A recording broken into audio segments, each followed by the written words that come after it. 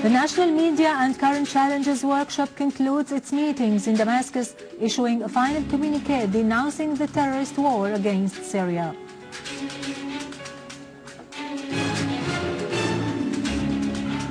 President Putin discusses with his American counterpart in the upcoming meeting on the 7th of October the situation in Syria.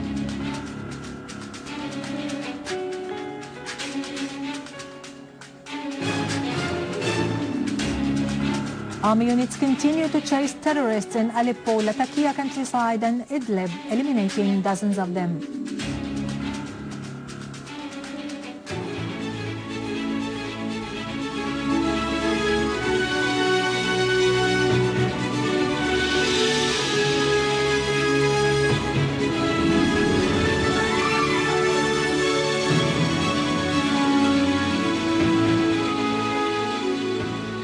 Good afternoon, ladies and gentlemen. I am Yerado Krikorian from the News Center in Damascus. The National Media and Current Challenges Workshop has concluded its meetings, issuing a final communiqué stressing that the war Syria is exposed to reflects an international and regional project targeting the country's national unity and geopolitical position, as well as its role in the Arab-Israeli conflict, particularly its support for the resistance. The communiqué called for developing the media strategy based on the independence of information, the spirit of initiative and keenness to keep up with the scientific and technological development. The statement underlined the need to set up centers specialized in media studies and opinion polls, as well as a center for training and rehabilitating political analysts to enable them to explain events away from the deception and falsifications resorted to by the misleading news media. A special satellite is recommended that will speak for the resistance media and the progressive and pan-Arab parties. The statement also called for working out legislations that take into consideration the special nature of media work. The communiqué urged for diversifying media address and developing the organizational framework of the information sector.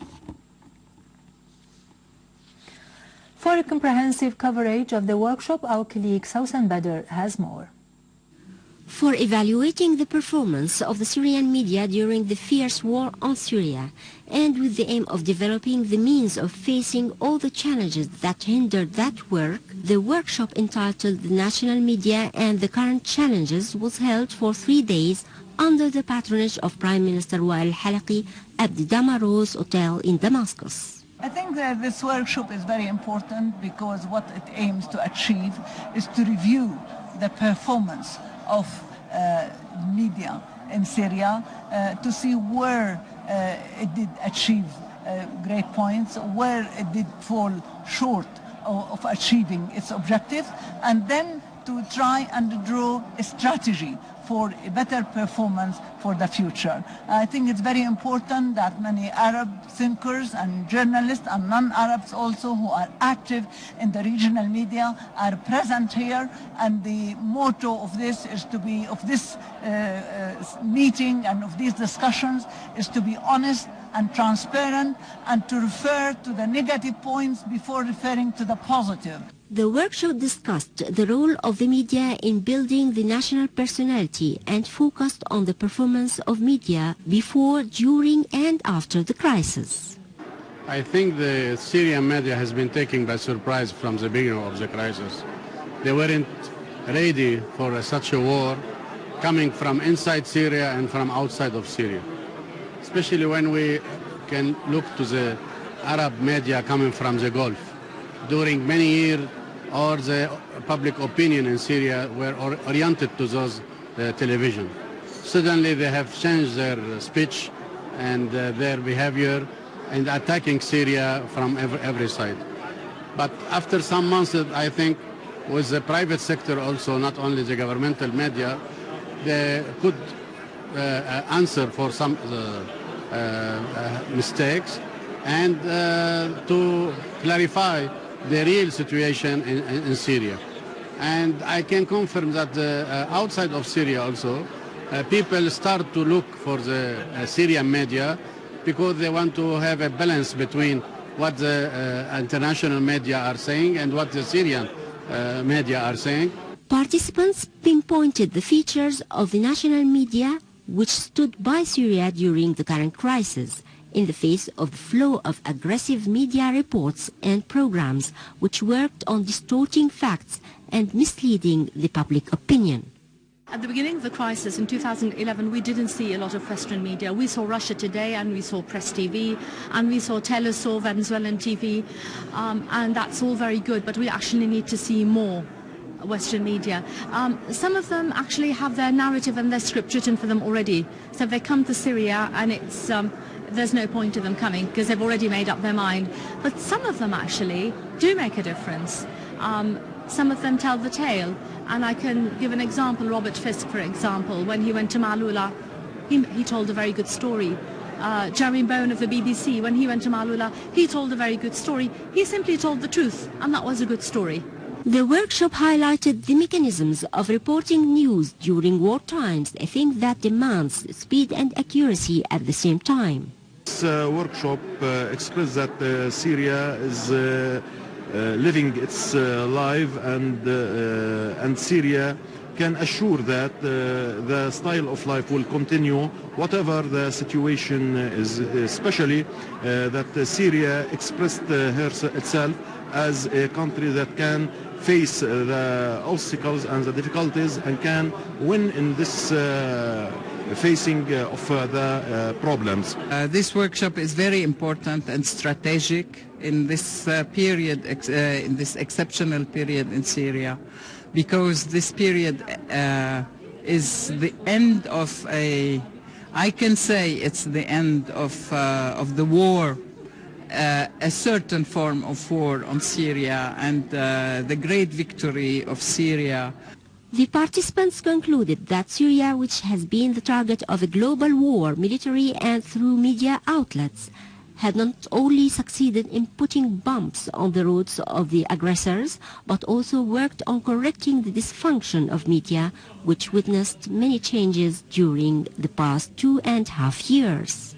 After staggering for a while under the blows of the current war on Syria, which targeted all aspects of life, including media, this workshop highlighted the importance of coming up with an overall strategy that would rebuild the whole society. Sousan Badr, Syrian Television, News in English. Russian President Assistant Yuri Ushakov stressed that the situation in Syria will be a major topic in the meeting between Presidents Putin and Obama on the 7th of October. Ushakov added that Russia is open to all these contacts, which help discuss regional and international issues, especially in terms of finding a peaceful solution to the crisis in Syria. He pointed out that Russia is not preparing any new proposals for the upcoming summit.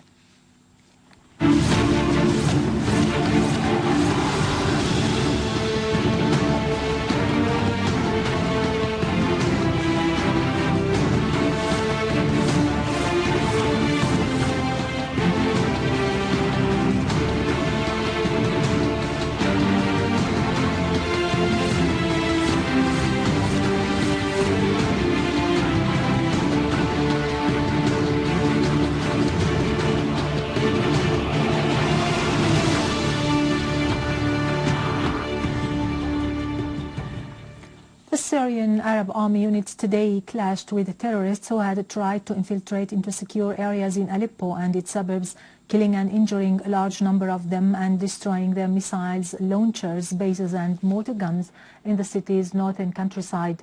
Another army unit eliminated a terrorist group who had tried to infiltrate in the direction of Dhahret Abd Rabbo in Aleppo western suburbs. A third army unit destroyed missiles, launchers and mortar guns and killed terrorists in the villages of Queris, Al-Jdeida, Arbid and Rasm al-Aboud. A military source who reported this added that scores of terrorists were killed and their arms-loaded vehicles were destroyed on Al-Bab Aleppo Road and Kafar Hamra. Sounds of successive explosions were heard in the place. In the city of Aleppo, an army unit killed 5 terrorists and wounded others who had tried to infiltrate into Salah ad-Din neighborhood. 3 terrorists were meanwhile killed and others were injured as they were trying to enter the ancient part of the city from Al-Suwaiqa direction. A Syrian Arab Army unit has eliminated an armed terrorist group belonging to the Qaeda-linked so-called Islamic State of Iraq and Levant in Binnish in Idleb suburbs, including the leader of the group, Abd al-Razzaq Jum'a Swaisem. In Lattakia mountains, the army eliminated a large number of terrorists, among whom the leader of the so-called Islamic State of Iraq and Levant, Abu Ayman al-Iraqi, was identified. The army also destroyed cars loaded with arms, ammunition and heavy machine guns in the villages of Khan el-Joz and Al-Rawda in Lattakia northern suburbs. In Homs's suburbs, the army has thwarted a terrorist attempt to infiltrate from Lebanon into Tel Kalach countryside. 2 terrorist groups had tried to enter through Al-Ghaida site into Syrian territories. The army clashed with them and killed 6 of them. The rest fled into Lebanese territories. In Homs countryside, Syrian Arab army continued to chase terrorists in As-Samalil village in Al-Hawla countryside, killing scores of them. The army responded to calls by local inhabitants to confront invading terrorists who entered the village and committed acts of terror against them. TV camera accompanying the military operation showed the locations of Jabhat al-Nusra terrorists and how the army destroyed their headquarters and warehouses in the area. Also in Homs countryside, terrorists tried to infiltrate into Jubb al-Jarrah village in order to attack army positions. Jubb al-Jarrah town is located east of Homs, which the terrorists tried to attack repeatedly because of its strategic importance, connecting Homs with Hama and leading to Iraq and Jordan. Terrorists launched RPG rockets and shells against the town, trying to expel its inhabitants before the army interfered and put an end to their terrorism. The U.S. policy towards Syria is still marked with hostility through providing training and weapons to terrorists inside the country. According to Sky News, the CIA is expanding a clandestine effort to train opposition fighters in Syria amid concern that U.S.-backed militias are rapidly losing ground. The CIA has sent additional paramilitary teams to secret bases in Jordan in recent weeks in a push to double the number of rebel fighters getting CIA instruction and weapons before being sent back to Syria. Now to latest business and market news, but after a short break. Stay tuned.